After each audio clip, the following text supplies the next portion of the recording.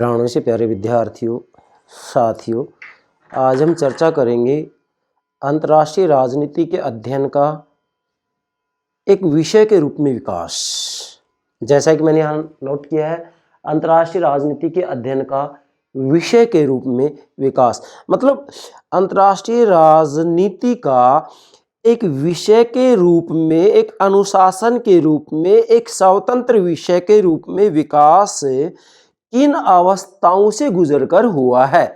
चाहे कोई भी अनुशासन हो, कोई भी विषय हो, उसके विकास की कुछ अवस्थाएं होती है, चाहे वो राजनीति विज्ञान हो, चाहे वह लोक प्रशासन हो, चाहे अंतर्राष्ट्रीय राजनीति हो, चाहे समाजशास्त्र हो। ठीक इसी प्रकार से अंतर्राष्ट्रीय राजनीति भी एक स्वतंत्र विषय के रूप में अस्तित्व में आई तो किन अवस्थाओं से, किन चरणों से गुजर कर आई, आज हम इसकी चर्चा करेंगे। डियर स्टूडेंट्स, सर्वप्रथम प्रतिदिन जो एक लेक्चर मैं मेरे YouTube चैनल पर अपलोड करता हूं, उसकी जानकारी, सूचना आपको प्राप्त हो सके, इसके लिए हमारे YouTube चैनल को सब्सक्राइब अवश्य कीजिएगा। आशा करता हूं आपने सब्सक्राइब कर दिया होगा। Thank you very much, thank you very much. Dear students, ध्यान दें, आज हमारा अंतर्राष्ट्रीय राजनीति के पेपर से संबंधित लेक्चर नंबर 10 है, 10 लेक्चर नंबर 10 होगा। ठीक है बेटा, नोट कीजिएगा, लेक्चर नंबर 10, जिसमें हम अंतर्राष्ट्रीय राजनीति के अध्ययन का विषय के रूप में विकास, मतलब एक स्वतंत्र विषय के रूप में, एक स्वतंत्र अनुशासन के रूप में अंतर्राष्ट्रीय राजनीति का जो विकास हुआ है वह किन किन अवस्थाओं से, किन किन चरणों से हुआ है। प्राणों से प्यारे विद्यार्थियों, जैसे जब हम राजनीति विज्ञान का अध्ययन करते हैं तो उसमें भी जो है विकास की अवस्थाएं हैं।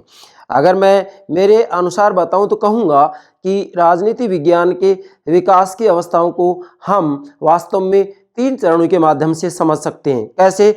जैसे प्रथम कहा जाता है परंपरागत राजनीति विज्ञान या परंपरागत दृष्टिकोण, ठीक है। दूसरा आता है आधुनिक राजनीति विज्ञान, लेकिन आधुनिक राजनीति विज्ञान भी 2 भागों में बढ़ जाता है, व्यवहारवाद और उत्तर व्यवहारवाद।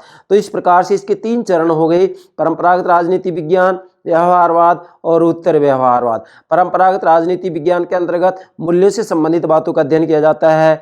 यस, व्यवहारवाद में केवल तथ्यों का अध्ययन किया जाता है। उत्तर व्यवहारवाद में तथ्य और मूल्य दोनों का अध्ययन किया जाता है। फिर से दोहरा रहा हूं, परंपरागत राजनीति विज्ञान केवल मूल्यों का, आदर्शात्मक काल्पनिक बातों का अध्ययन करता है, उसकी पत्ती दार्शनिक पत्ती है। व्यवहारवाद केवल तथ्यों का अध्ययन करता है, इसकी पत्ती वैज्ञानिक पत्ती है। उत्तर व्यवहारवाद यस, तथ्य और मूल्य दोनों का अध्ययन करता है और इसकी पद्धति क्या होगी? वैज्ञानिक मूल्य सापेक्षवाद, वैज्ञानिक मूल्य सापेक्षवाद। यस, ठीक इसी प्रकार से अंतर्राष्ट्रीय राजनीति के विकास का भी हम 4 चरणों के माध्यम से अध्ययन करेंगे। डियर स्टूडेंट्स, ध्यान दें, सबसे पहले तो आपको ध्यान देना है, जैसा कि मैंने आपको बताया कि राजनीति विज्ञान के विकास का जब हम अध्ययन करते हैं तो इसमें परंपरागत दृष्टिकोण, आधुनिक दृष्टिकोण, आधुनिक दृष्टिकोण में 2 चरण होते हैं, व्यवहारवाद और उत्तर व्यवहारवाद। तो इसकी चर्चा डेफिनेटली रूप में की जाती है। जैसा कि मैंने यहाँ लिखा है, इतिहास और राजनीति शास्त्र के वट वृक्ष से निकली प्रशाखा है। मतलब अंतर्राष्ट्रीय राजनीति वास्तविक रूप में देखा जाए तो इतिहास और राजनीति शास्त्र के वट वृक्ष से निकली एक प्रशाखा है। मतलब वट वृक्ष से निकली हुई एक प्रशाखा है और यह जो प्रशाखा है आज वास्तव में इसकी अपनी जड़ें जम गई हैं। आज हम कह सकते हैं कि अंतर्राष्ट्रीय राजनीति एक स्वतंत्र अनुशासन के रूप में है। इसका अध्ययन एक स्वतंत्र अनुशासन के रूप में, स्वतंत्र विषय के रूप में किया जाता है। अब ये एक स्वतंत्र अनुशासन के रूप में अस्तित्व में कैसे आया, किन अवस्थाओं के माध्यम से गुजर कर आया है, इसी की हमें आज चर्चा करनी है। तो सबसे पहले आप नोट करेंगे कि जो अंतर्राष्ट्रीय राजनीति है वह इतिहास और राजनीति शास्त्र के वट वृक्ष से निकली ही प्रशाखा है। शाखा प्रशाखाएं होती है ना, जैसे एक वृक्ष होता है उसकी शाखा और प्रशाखाएं होती है, ठीक है। तो इसी प्रकार से अंतर्राष्ट्रीय राजनीति भी जो है वास्तव में राजनीति शास्त्र, राजनीति विज्ञान और इतिहास की एक प्रशाखा मात्र है, ठीक है बेटा। अब हम देखें कि एक स्वतंत्र अनुशासन के रूप में अस्तित्व में कैसे आया है, किन चरणों से, किन अवस्थाओं से गुजर कर आया है। यहाँ पर मैंने आपको 4 अवस्थाओं के माध्यम से समझाने का प्रयास किया है कि अंतर्राष्ट्रीय राजनीति एक स्वतंत्र विषय के रूप में विकसित कैसे हुआ है। ध्यान दें बेटा, यहाँ सबसे पहले लिखेंगे केनेथ थॉम्पसन। बेटा नोट करें, क्या? Kenneth Thompson. फिर से बोल रहा हूँ, केनेथ थॉम्पसन। ठीक है, ये विद्वान हैं, इन्होंने अंतर्राष्ट्रीय राजनीति के विकास की 4 अवस्थाएं बतलाई हैं। मतलब अंतर्राष्ट्रीय राजनीति एक स्वतंत्र विषय के रूप में कैसे आया, इसके लिए इन्होंने 4 चरण या 4 अवस्थाओं का उल्लेख किया है। मतलब इन 4 अवस्थाओं के माध्यम से हम अंतर्राष्ट्रीय राजनीति के अध्ययन का एक विषय के रूप में विकास कैसे हुआ है, इसको बेहतर तरीके से समझ सकते हैं। यस बेटा, ध्यान दीजिएगा। वैसे मैं चाहता तो ये लेक्चर डेफिनेटली रूप में मैं डिलीट भी कर सकता था, इसको नहीं बताता, लेकिन चूंकि हमें अंतर्राष्ट्रीय राजनीति को बिल्कुल गहराई में जाकर के समझना है, इसलिए मैं एक एक बात को आपको अच्छे से समझाने का प्रयास करूंगा। नंबर 1, प्रथम जो अवस्था बोल रहे हैं ये केनेथ थॉम्पसन, वह प्रथम अवस्था है कूटनीतिक इतिहास का प्रभाव। बेटा ध्यान दें, जैसा कि नाम से स्पष्ट हो रहा है, कूटनीतिक इतिहास का प्रभाव मतलब अंतर्राष्ट्रीय राजनीति के अध्ययन का एक विषय के रूप में जो विकास हुआ है, उस विकास की जो शुरुआत होती है, जो श्री गणेश होता है, जो शुभारंभ होता है, जो प्रारंभ होता है, वह कूटनीतिक इतिहास के प्रभाव से होता है। मतलब प्रथम अवस्था की जब हम चर्चा करते हैं तो इसमें यह बात आएगी कि भाई कूटनीतिक इतिहास का प्रभाव पड़ा है। कैसे?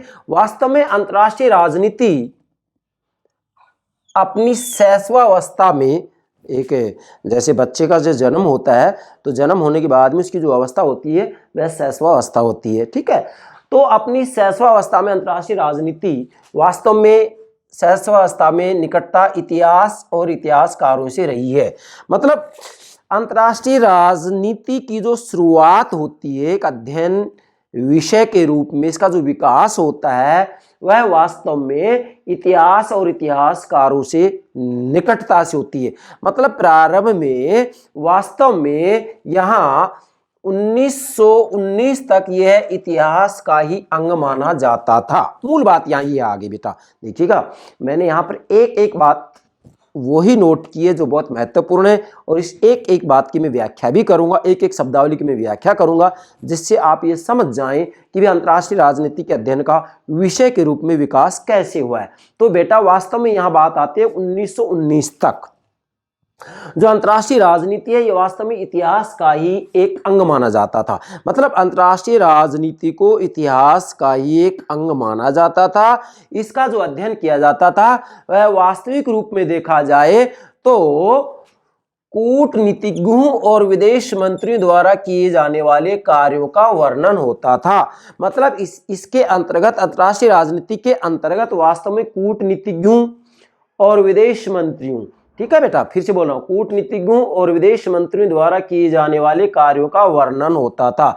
मतलब अंतर्राष्ट्रीय राजनीति वास्तव में इतिहास का एक अंग माना जाता था, और अंतर्राष्ट्रीय राजनीति में जो अध्ययन किया जाता था वह अध्ययन कूटनीतिज्ञों और विदेश मंत्रियों द्वारा किए जाने वाले कार्यों तक ही सीमित था। मतलब जो कार्य किए जाते थे इन कार्यों का ही जो वर्णन होता था उसी का इसमें अध्ययन किया जाता था। इसलिए प्रथम अवस्था में अंतर्राष्ट्रीय राजनीति इतिहास के निकट थी। ठीक है बेटा, इसके बाद में अब अगली बात आती है कि इस अवस्था में, मतलब प्रथम अवस्था में अर्थात 1919 तक, नोट कीजिएगा केवल 1919 तक की बात आ रही है यहाँ पर। इस अवस्था में जो सबसे बड़ी उपलब्धि थी वह बड़ी उपलब्धि क्या थी कि वेल्स विश्वविद्यालय में, बेटा आप नोट करेंगे, ये कंपटीशन पूछ लिया जाता है विशेषकर और विद्यार्थी गलती करते हैं। देखिएगा सबसे बड़ी जो उपलब्धि थी प्रथम अवस्था में वो क्या थी कि वेल्स विश्वविद्यालय में अंतर्राष्ट्रीय राजनीति के अध्ययन अध्यापन हेतु आचार्य पद की चेयर स्थापित की गई थी। ठीक है, क्या आचार्य पद की चेयर स्थापित की गई, और मतलब चेयर पीठ चेयर स्थापित की गई। और वास्तव में एक इतिहासकार थे अल्फ्रेड जिरमन, इनको प्रथम आचार्य नियुक्त किया गया। आपसे एग्जाम में किसी भी रूप में पूछा जा सकता है। मतलब वास्तविक रूप में अंतर्राष्ट्रीय राजनीति के अध्ययन अध्यापन हेतु आचार्य पद की एक पीठ या चेयर स्थापित की गई, और इसका जो प्रथम आचार्य नियुक्त किया गया वो एक इतिहासकार थे अल्फ्रेड जिरमन। अल्फ्रेड जिरमन को इसका प्रथम आचार्य नियुक्त किया गया। और जैसे इसका प्रथम आचार्य नियुक्त किया गया तो वास्तव में एक स्वतंत्र विषय के रूप में या स्वतंत्र विषय के रूप में अध्ययन में यहाँ रुचि उत्पन्न हुई। मतलब इस अवस्था में वास्तविक रूप में जैसे ही प्रथम आचार्य पद की नियुक्ति की गई, अंतर्राष्ट्रीय राजनीति के प्रथम आचार्य की नियुक्ति की गई, वैसे ही ये कहा जा सकता है कि स्वतंत्र विषय के रूप में अध्ययन में रुचि उत्पन्न हुई है। यहाँ मतलब प्रथम अवस्था में ये रुचि उत्पन्न हुई कि भी अंतर्राष्ट्रीय राजनीति का एक स्वतंत्र विषय के रूप में अध्ययन किया जाए। तो ये एक रुचि उत्पन्न होती है यहाँ। मतलब एक प्रकार से मैं ये कहूँगा कि यहाँ पर इसका प्रारंभ मान सकते हैं हम। ठीक है, तो प्रथम अवस्था के अंतर्गत आप इतना ही ध्यान रखेंगे कि वास्तव में यहाँ अंतर्राष्ट्रीय राजनीति इतिहास का ही एक अंग माना जाता था और कूटनीतिज्ञों और विदेश मंत्रियों द्वारा किए जाने वाले कार्यों का इसमें वर्णन होता था और इसी बात का इसमें अध्ययन किया जाता था। किसमें? अंतर्राष्ट्रीय राजनीति में। ठीक है बेटा। इसके बाद में इसकी जो दूसरी अवस्था आती है अंतर्राष्ट्रीय राजनीति के विकास की दूसरी अवस्था, द्वितीय अवस्था, इसमें किस चीज का अध्ययन किया जाएगा? समकालीन घटनाओं और समस्याओं के अध्ययन पर बल। मतलब जो द्वितीय अवस्था आती है इसमें क्या? समकालीन घटनाओं और समस्याओं के अध्ययन पर बल दिया गया। अब जरा गौर कीजिएगा यहाँ पर, प्रथम विश्व युद्ध की समाप्ति के बाद, आप बेटा नोट कीजिएगा यहाँ, first world war, first WW world war, प्रथम विश्व युद्ध की समाप्ति के बाद इस पर बल दिया गया। मतलब प्रथम विश्व युद्ध की समाप्ति के बाद में अंतर्राष्ट्रीय राजनीति में समकालीन घटनाओं और समस्याओं के अध्ययन पर बल दिया गया। कब? प्रथम विश्व युद्ध की समाप्ति के बाद में।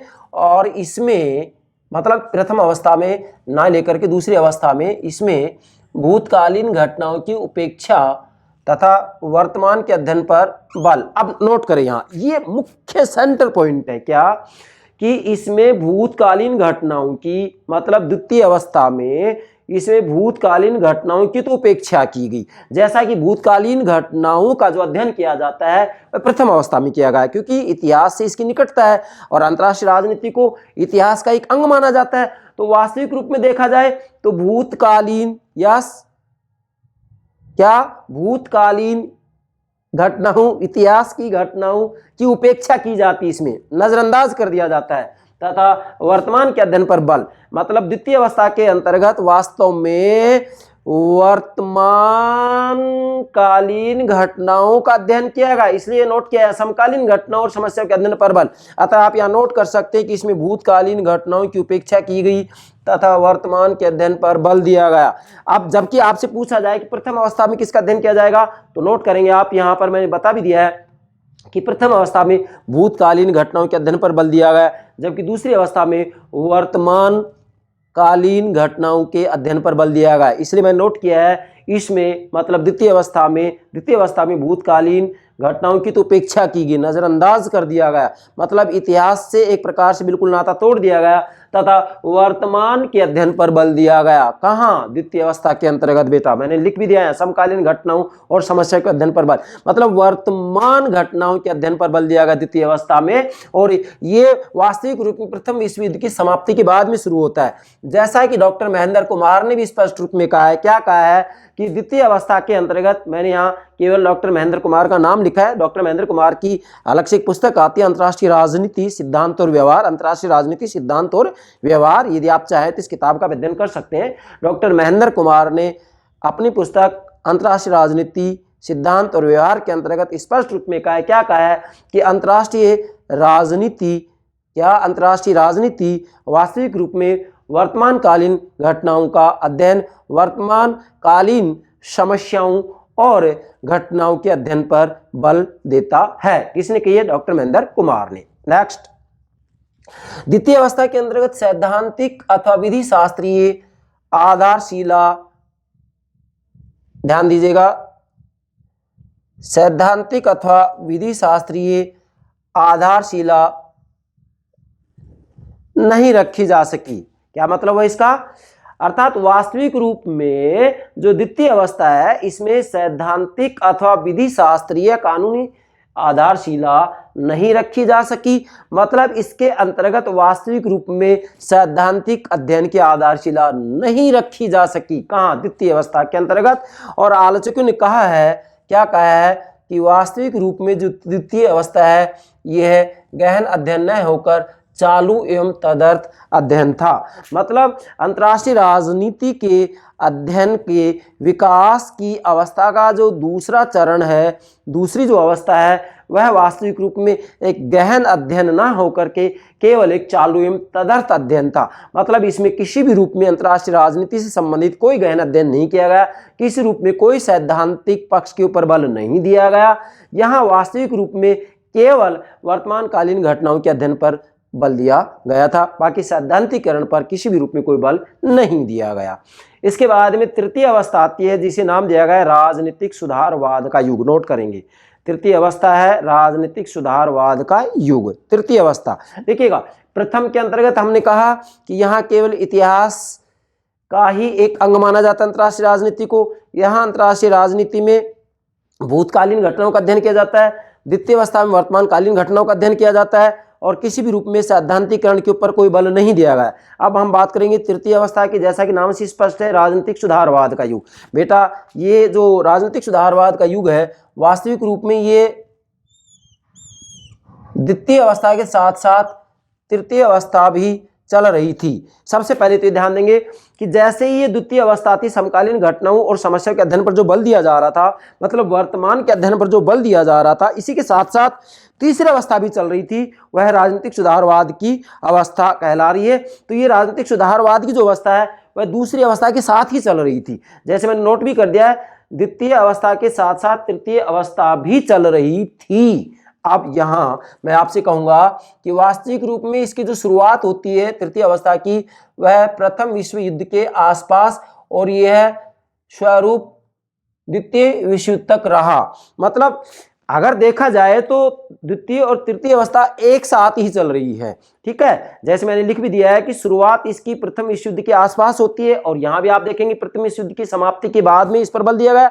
इसका मतलब द्वितीय अवस्था और तृतीय अवस्था एक साथ चल रही है। तो शुरुआत प्रथम विश्व युद्ध के आसपास, मतलब फर्स्ट वर्ल्ड वॉर के आसपास, और यह जो स्वरूप है राजनीतिक सुधारवाद का जो स्वरूप है वह द्वितीय विश्व युद्ध तक रहा, सेकंड वर्ल्ड वॉर, द्वितीय विश्व युद्ध तक रहा। मतलब जो राजनीतिक सुधारवाद का युग है, जो तृतीय अवस्था है, वह द्वितीय विश्व युद्ध तक रहता है 1945 तक, ठीक है बेटा। तो इसके बाद में इस युग में अथवा दो विश्व युद्धों के बीच अंतरराष्ट्रीय संबंधों के संस्थाकरण पर बल दिया गया। अब जरा नोट कीजिएगा, इस युग में मतलब तृतीय अवस्था में या दो विश्व युद्धों के बीच, प्रथम विश्व युद्ध की समाप्ति 1919 में होती है, तो 1919 से लेकर के और 1945 तक, ऐसे भी कह सकते हैं आप, दो विश्व युद्धों के बीच में अंतरराष्ट्रीय संबंधों के संस्थाकरण पर बल दिया गया। मतलब वास्तविक रूप में ये जो तृतीय अवस्था है इसमें विशेषकर संस्थाकरण पर बल दिया गया और अंतरराष्ट्रीय विधि और संगठन पर जोर दिया गया। ध्यान दे बेटा, अंतरराष्ट्रीय विधि और संगठन पर जोर दिया गया और अंतरराष्ट्रीय संस्थाओं का निर्माण कर दिया जाए तो विश्व समुदाय के सामने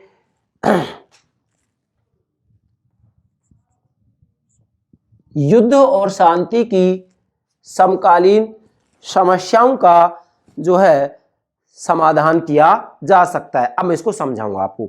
देखिएगा, वास्तव में जो तृतीय अवस्था है इसमें अंतरराष्ट्रीय संबंधों के संस्थाकरण पर बल दिया गया है। मतलब ये बल इस रूप में दिया गया है कि भाई जैसे जैसे अंतरराष्ट्रीय क्षेत्र के अंतर्गत संस्थाओं की स्थापना कर दी जाएगी, अंतरराष्ट्रीय संस्थाओं की स्थापना कर दी जाएगी, जैसे संयुक्त राष्ट्र संघ है, तो निश्चित रूप में युद्धों को रोका जा सकता है और दुनिया में शांति स्थापित की जा सकती है। जैसा कि मैंने यहाँ नोट भी किया है, अंतरराष्ट्रीय विधि और संगठन पर जोर दिया गया और अंतरराष्ट्रीय संस्थाओं का निर्माण कर दिया जाए तो मतलब इस अवस्था के बारे में कहा जा रहा है कि अंतरराष्ट्रीय संस्थाओं का यदि निर्माण कर दिया जाए तो विश्व समुदाय के सामने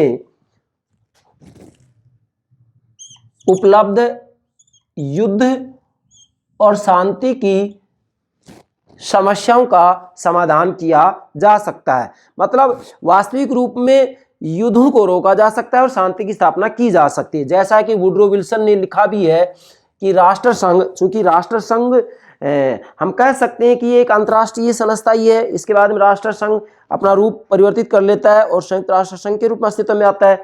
तो राष्ट्र संघ शांति की एक गारंटी है। ये जीवित वस्तु उत्पन्न हुई है, यह अंतिम आश्रय है, क्योंकि इसका देश शांति का विधान है, युद्ध का एक संग नहीं। कौन कह रहे हैं? वुडरो विल्सन कह रहे। तो इसका मतलब तृतीय अवस्था के अंतर्गत संस्थाकरण के ऊपर बल दिया जा रहा है, मतलब अंतर्राष्ट्रीय संबंधों के संस्थाकरण पर बल दिया जा रहा है कि भी ऐसी संस्थाओं की, ऐसी अंतर्राष्ट्रीय संस्थाओं के, ऐसे अंतर्राष्ट्रीय संगठनों के, ऐसे अंतर्राष्ट्रीय विधि का निर्माण किया जाए जिससे कि दुनिया में युद्धों को रोका जा सके और शांति की स्थापना की जा सके। मतलब यहाँ इस तृतीय अवस्था में इस बात के ऊपर बल दिया गया। और इस काल में ध्यान दें, इस काल में अंतर्राष्ट्रीय राजनीति के अध्येताओं में भावात्मक और कल्पनाशील सुधारवाद के तत्व प्रबल थे। मतलब इस तृतीय अवस्था के अंतर्गत वास्तविक रूप में अंतर्राष्ट्रीय राजनीति के जो अध्येता थे, उनमें भावनात्मक और कल्पनाशील सुधारवाद के तत्व प्रबल थे। मतलब इस अवस्था के अंतर्गत वास्तविक रूप में काल्पनिक बातों के ऊपर बल दिया जा रहा था, आदर्शात्मक बातों के ऊपर बल दिया जा रहा था।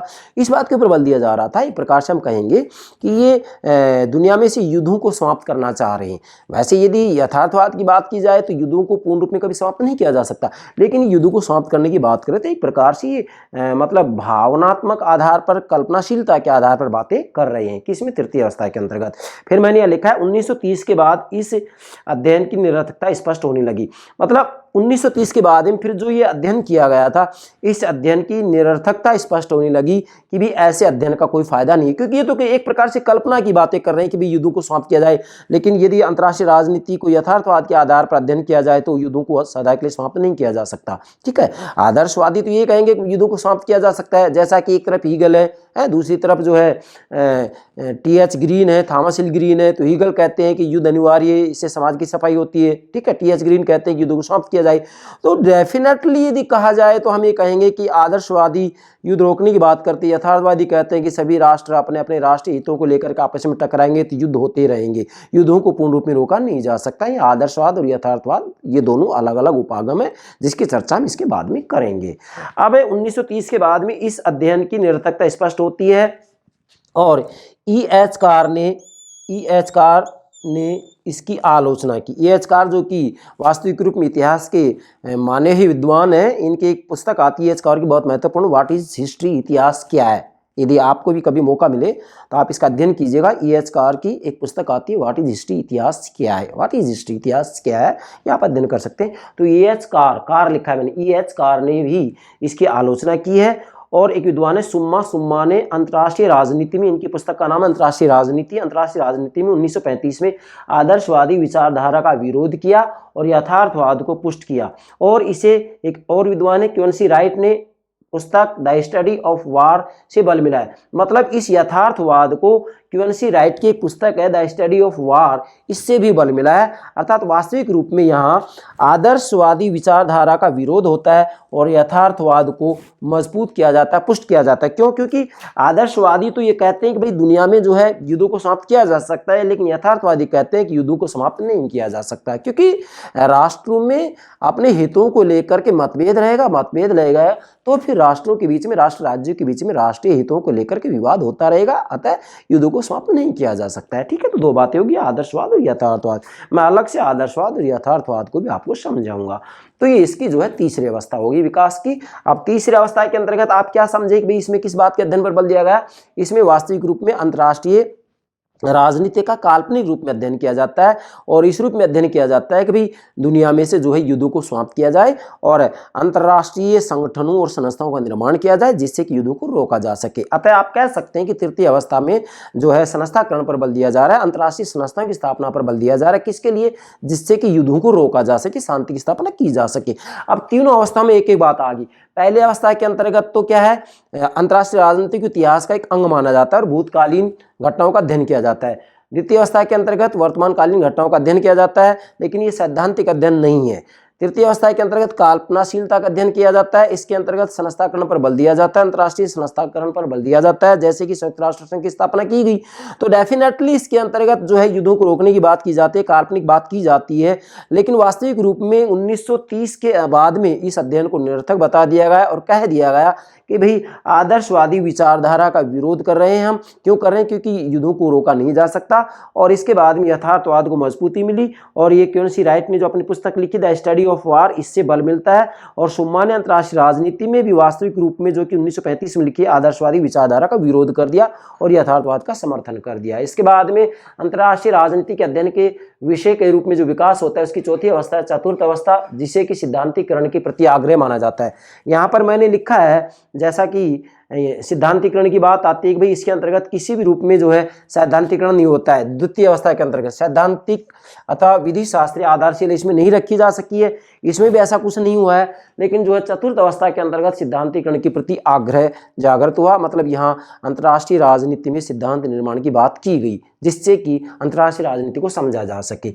अब चतुर्थ अवस्था का जो श्री गणेश होता है वह सेकंड वर्ल्ड वॉर के बाद होता है। बेटा ध्यान दें, मैंने लिखा है सेकंड WW, मतलब सेकंड वर्ल्ड वॉर के बाद में जो है चतुर्थ अवस्था का श्री गणेश होता है। मैंने लिखा है श्री गणेश होता है। किसका? सिद्धांतीकरण का श्री गणेश होता है। सिद्धांतों के निर्माण की बात की जाती है।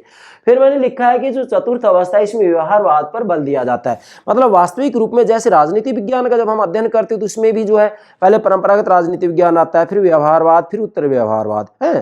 परंपरागत राजनीति विज्ञान में काल्पनिक बातों का अध्ययन किया जाता है, व्यवहारवाद में यथार्थवाद का अध्ययन किया जाता है, व्यवहारिक बातों का अध्ययन किया जाता है, मानव के राजनीतिक व्यवहार का अध्ययन किया जाता है। उत्तर व्यवहारवाद में तथ्य और मूल्य दोनों का अध्ययन किया जाता है। मतलब परंपरागत राजनीति विज्ञान में केवल मूल्यों का अध्ययन किया जाता है, व्यवहारवाद में केवल तथ्यों का अध्ययन किया जाता है, उत्तर व्यवहारवाद में तथ्य और मूल्य दोनों का अध्ययन किया जाता है। ठीक इसी प्रकार से यहाँ पर हम कह सकते हैं कि तृतीय अवस्था के अंतर्गत केवल मूल्यों के अध्ययन की बात की जा रही है। बेटा केवल मूल्यों के अध्ययन की बात की जा रही है, जबकि चतुर्थ अवस्था के अंतर्गत तथ्यों के अध्ययन की बात की जा रही है, क्योंकि यहाँ व्यवहारवाद पर बल दिया जा रहा है। व्यवहारवाद का बल देने का मतलब क्या होगा कि यहाँ जो राष्ट्र राज्य उन राष्ट्र राज्य के व्यवहार के अध्ययन पर बल दिया जाएगा। व्यवहारवाद पर बल दिया गया है इसमें, और राज्यों के व्यवहार को प्रभावित करने की क्या राज्य के व्यवहार को प्रभावित करने की या राज्य के व्यवहार को प्रभावित करने वाली शक्तियों का अध्ययन किया गया है। मतलब राष्ट्र राज्य के व्यवहार को प्रभावित करने वाली शक्तियां कौन से तत्व हैं जिससे कि राष्ट्र राज्य को व्यवहार प्रभावित होता है। तो यहाँ वास्तविक रूप में राष्ट्र राज्यों के व्यवहार के अध्ययन पर बल दिया गया है कि किसी भी राष्ट्र राज्य का जो व्यवहार है, उसकी जो फॉरेन पॉलिसी, जो विदेश नीति है, तो विदेश नीति का निर्माण एक राष्ट्र राज्य के द्वारा किन किन तत्वों से प्रभावित होकर के किया जाता है। मतलब विदेश नीति किन तत्वों से प्रभावित होकर के तय की जाती है, यहाँ पर इन बातों का अध्ययन किया जाता है। तो देखिएगा व्यवहार पर बल दिया गया है और राज्य के व्यवहार को प्रभावित करने वाली शक्तियों के अध्ययन पर बल दिया गया है। और इसमें तीन बातों पर बल दिया गया, विशेषकर चतुर्थ अवस्था में 3 बातों पर बल दिया गया। नंबर 1, विदेश नीति को प्रभावित करने वाले तत्वों, घटनाओं और कारणों के अध्ययन पर बल दिया गया। नंबर 1 नोट करेंगे, विदेश नीतियों को प्रभावित करने वाले तत्वों, घटनाओं और कारणों के अध्ययन पर बल दिया गया। मतलब चतुर्थ अवस्था के अंतर्गत पहला तो ये देखा गया कि विदेश नीतियों को प्रभावित करने वाले तत्व, घटनाएं और कारण कौन से हैं। जैसा कि फैलिस ग्रॉस ने स्पष्ट रूप में कहा कि अंतर्राष्ट्रीय राजनीति विदेश नीति के अध्ययन के अलावा और कुछ है ही नहीं। ये बात सत्य भी है, लेकिन वैसे यदि देखा जाए तो अंतर्राष्ट्रीय राजनीति में विदेश नीति का अध्ययन तो किया जाता है, लेकिन विदेश नीति ही अंतर्राष्ट्रीय राजनीति नहीं हो सकती है। विदेश नीति अंतर्राष्ट्रीय राजनीति की जो प्रक्रिया होती है उस प्रक्रिया का एक भाग मात्र है। ठीक है बेटा।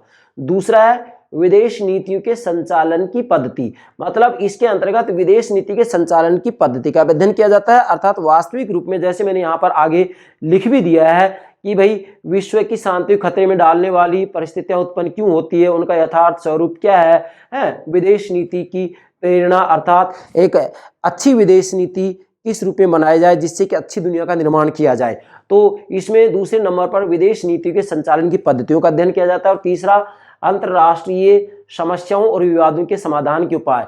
मतलब इसके अंतर्गत वास्तव में अंतर्राष्ट्रीय समस्याओं और विवादों के समाधान के उपाय का भी अध्ययन किया जाता है। तो मूल बात यहाँ पर यह है कि चतुर्थ अवस्था के अंतर्गत वास्तविक रूप में अंतर्राष्ट्रीय राजनीति के सिद्धांतीकरण के ऊपर बल दिया जाता है, और सिद्धांतों के निर्माण तभी हो सकता है जबकि राष्ट्र राज्यों के व्यवहार का अध्ययन किया जाए और व्यवहार को प्रभावित करने वाली शक्ति और तत्व कौन से हैं, इन सभी बातों का अध्ययन किया जाए। फिर मैंने लिखा है यहाँ पर यूएनओ का अध्ययन, ध्यान दीजिएगा। मतलब आज वास्तविक रूप में देखा जाए तो संयुक्त राष्ट्र संघ का अध्ययन, यूएनओ का अध्ययन अब वैधानिक दृष्टि से नहीं बल्कि राजनीतिक दृष्टि से किया जाने लगा है। मतलब चतुर्थ अवस्था के अंतर्गत संयुक्त राष्ट्र संघ का जो अध्ययन किया जाता है वह अध्ययन केवल वैधानिक या कानूनी रूप से नहीं किया जाता है बल्कि राजनीतिक दृष्टि से किया जाने लगा है कि वास्तविक रूप में संयुक्त राष्ट्र संघ अंतर्राष्ट्रीय संबंधों के अंतर्गत राष्ट्र राज्यों के व्यवहार को नियंत्रित कर पा रहा है या नहीं कर पा रहा है, क्या संयुक्त राष्ट्र संघ की कोई सार्थकता है या नहीं, या विश्व शांति में संयुक्त राष्ट्र संघ का कोई योगदान है या नहीं, उसकी क्या भूमिका है, इन सब बातों का अध्ययन किया जाने लगा है। ठीक है बेटा। इसके बाद में नेक्स्ट बात आती है कि विश्व की शांति को खतरे में डालने वाली परिस्थितियां उत्पन्न क्यों होती हैं।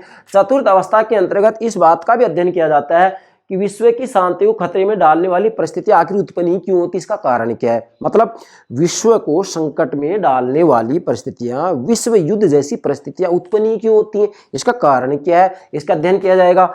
और उनका यथार्थ स्वरूप क्या है, मतलब वास्तविक रूप में जो परिस्थितियां उत्पन्न होती हैं जिनसे कि विश्व की शांति खतरे में पड़ जाती है, तो उन परिस्थितियों का यथार्थ स्वरूप क्या है, इसका भी इसमें अध्ययन किया जाएगा। और इसके बाद में विदेश नीति, मैंने शॉर्ट में लिखा है, विदेश नीति की जो प्रेरणा होती है, अर्थात किसी भी राष्ट्र राज्य के द्वारा अपनी विदेश नीति तय की जाती है, तो उस विदेश नीति के प्रेरणा स्रोत क्या है।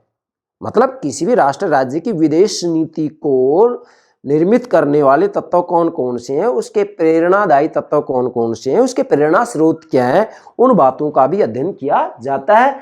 चूंकि वास्तव में यहाँ विदेश नीति की प्रेरणा का अध्ययन इसलिए किया जाता है कि एक अच्छी विदेश नीति यदि बनाई जाएगी और प्रत्येक राष्ट्र राज्य के द्वारा अच्छी विदेश नीति बनाई जाएगी और सभी राष्ट्र राज्य दुनिया में शांति स्थापित करने की बात करेंगे, तो डेफिनेटली एक अच्छी दुनिया का निर्माण किया जा सकता है। तो यहाँ पर चतुर्थ अवस्था में विशेष बल इसी बात के ऊपर दिया जाता है कि भी सभी राष्ट्र राज्यों की विदेश नीति ऐसी हो जिससे कि अच्छी दुनिया का निर्माण किया जा सके। तो विदेश नीति को प्रभावित करने वाले तत्वों का इसीलिए इसके अंतर्गत अध्ययन किया जाता है। अब बेटा आगे बढ़ते हैं हम थोड़ा, देखिएगा। चूंकि हमने यहाँ लिखा सिद्धांतीकरण के प्रति आग्रह, अर्थात चतुर्थ अवस्था के अंतर्गत जो कि वास्तविक रूप में दूसरे विश्व युद्ध के बाद में इसका प्रारंभ होता है, अर्थात अंतर्राष्ट्रीय राजनीति में सिद्धांत निर्माण की बात की जाने लगी और डेफिनेटली इसमें सिद्धांतों का निर्माण किया भी गया है। इन सभी सिद्धांतों की चर्चा हम क्रम से आगे करेंगे। प्रत्येक सिद्धांत को मैं आपको व्यापक रूप में समझाऊंगा, क्योंकि मूल मेरा लक्ष्य ये कि अंतर्राष्ट्रीय राजनीति के जितने भी सिद्धांत हैं उनको मैं आपको समझाऊं। यहाँ मैं केवल संकेत दे रहा हूँ। अब सिद्धांतों की खोज में यहाँ पर वास्तविक रूप में बहुत तेजी आती है, मतलब चतुर्थ अवस्था में सिद्धांतों की खोज होने लगती है। और सिद्धांतों की खोज में विशेषकर जो योगदान रहा है वह एक विद्वान है केनेथ, इन्होंने अपनी पुस्तक लिखी है थ्योरी ऑफ इंटरनेशनल रिलेशंस। बेटा ध्यान दें, केनेथ की पुस्तक है थ्योरी ऑफ इंटरनेशनल रिलेशन। ये केनेथ यही है जिन्होंने की वास्तविक रूप में अंतर्राष्ट्रीय राजनीतिक विकास की 4 अवस्थाएं बताई हैं। केनेथ की पुस्तक है theory of international relations, note करेंगे, in theory of international relations. इन्होंने अपनी इस पुस्तक के अंतर्गत अंतर्राष्ट्रीय राजनीति के सिद्धांतीकरण के बारे में उल्लेख किया है। और हांस जे मार्गेनथाउ, इनकी पुस्तक है पॉलिटिक्स अमंग नेशंस। इस पुस्तक के अंतर्गत भी इन्होंने अंतर्राष्ट्रीय राजनीति के सिद्धांतों का उल्लेख किया है। और उसके बाद मार्टिन कैपलान है, इनकी पुस्तक है system and process in international politics. इन्होंने भी इसके अंतर्गत सिद्धांतों की चर्चा की। तो मैं मार्टिन कैपलान, हांस जे मार्गेनथाउ के जो सिद्धांत हैं इनके बारे में अलग से लेक्चर अपलोड करूंगा।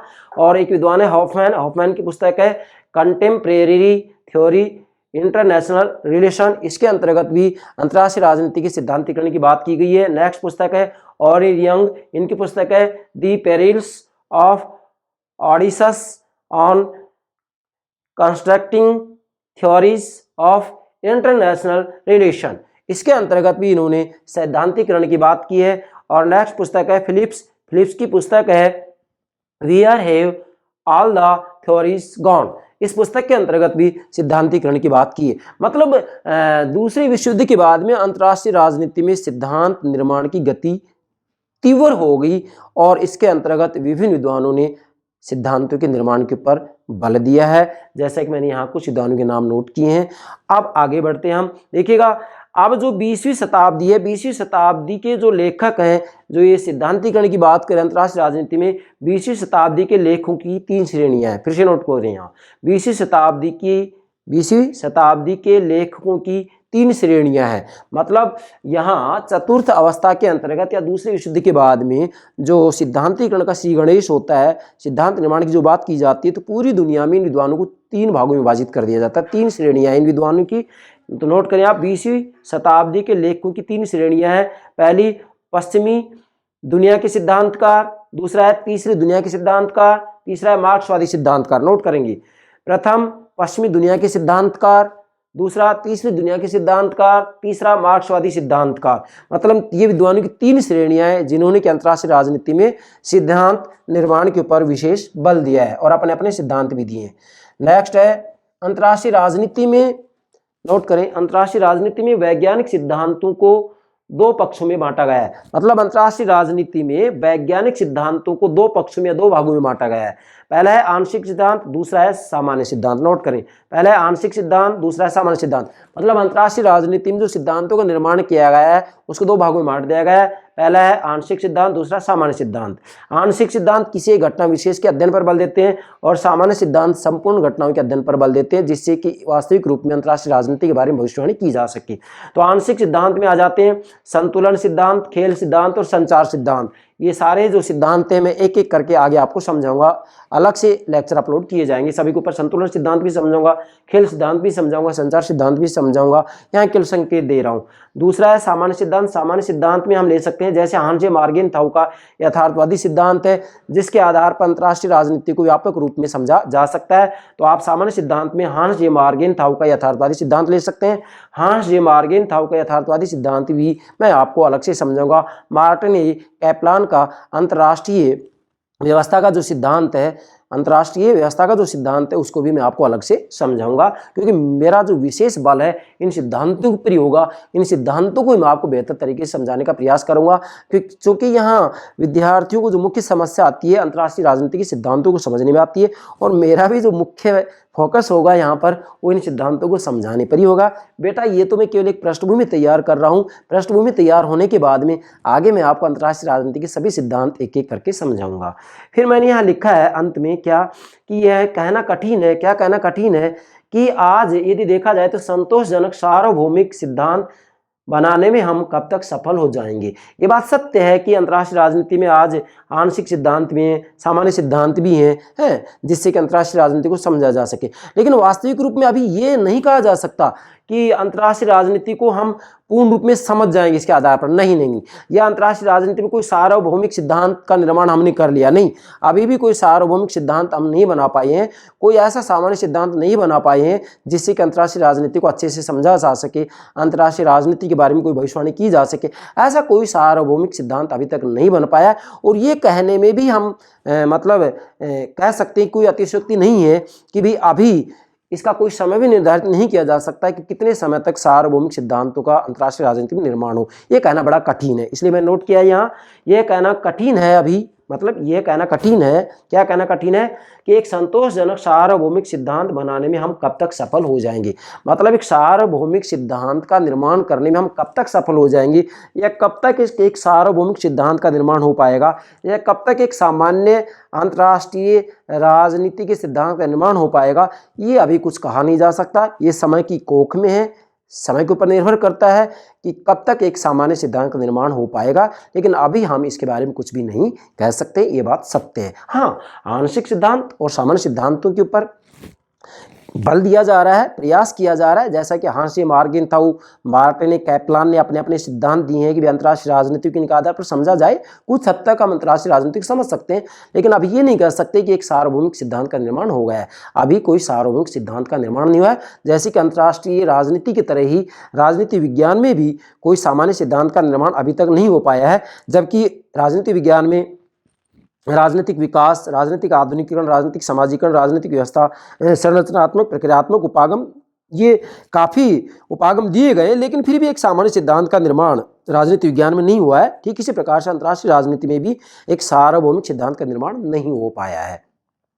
ये हो गया आपका अंतर्राष्ट्रीय राजनीति के अध्ययन का विषय के रूप में विकास किन अवस्थाओं से हुआ है, किन चरणों से हुआ है। तो आज हम वास्तविक रूप में अंतर्राष्ट्रीय राजनीति में सिद्धांतों के निर्माण तक पहुंच गए हैं। अर्थात आज अंतर्राष्ट्रीय राजनीति में वैज्ञानिक सिद्धांतों के निर्माण के ऊपर बल दिया जा रहा है और सिद्धांतों का निर्माण भी किया जा रहा है। और आज वास्तव में अंतर्राष्ट्रीय राजनीति एक स्वतंत्र विषय के रूप में अस्तित्व में आ गया है। एक स्वतंत्र अनुशासन के रूप में इसका अध्ययन किया जाता है। एक स्वतंत्र अनुशासन के रूप में इसके अंतर्गत स्नातकोत्तर उपाधियां दी जाने लगी हैं। स्नातकोत्तर उपाधियां दी जाने लगी है, मतलब अलग से जैसे राजनीति विज्ञान से एमए होता है, वैसे अंतर्राष्ट्रीय राजनीति से भी मास्टर ऑफ आर्ट्स की उपाधि दी जाती है। ठीक है बेटा, तो मेरा पूरा विश्वास है आप इन सब बातों को ठीक से समझ गए होंगे। आप नोट करेंगे, लेक्चर नंबर 10 है ये। ठीक है बेटा, okay, thank you very much, thank you very much.